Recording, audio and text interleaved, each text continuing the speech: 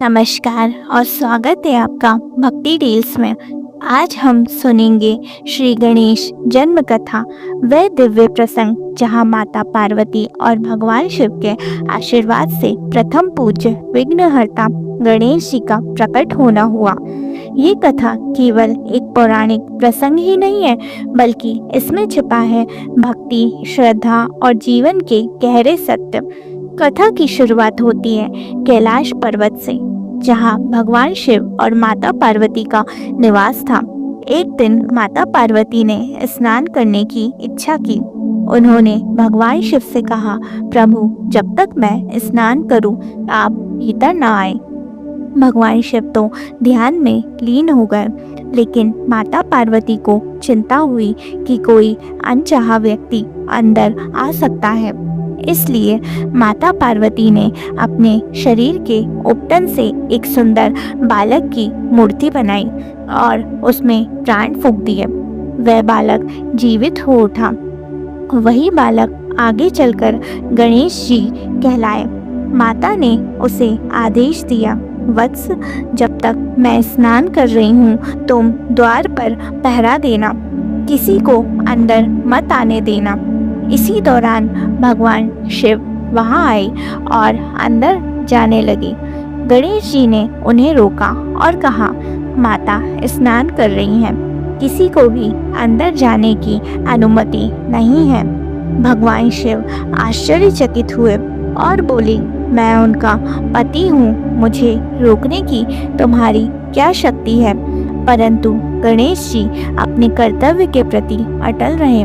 दोनों में वाद विवाद हुआ और ये विवाद युद्ध का रूप ले लिया।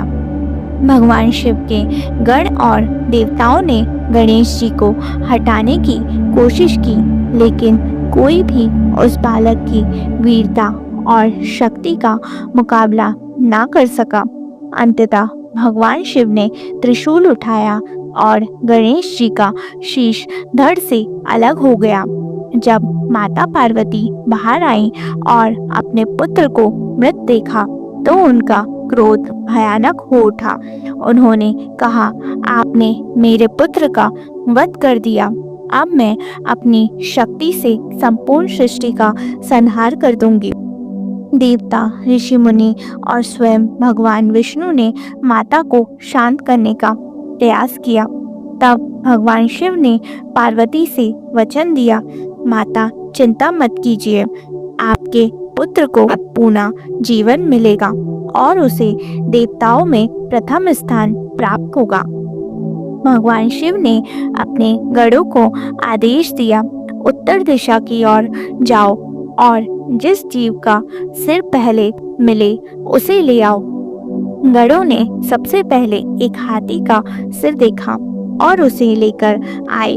भगवान शिव ने वे सिर गणेश जी के धड़ पर स्थापित किया और उन्हें पुनर्जीवित किया।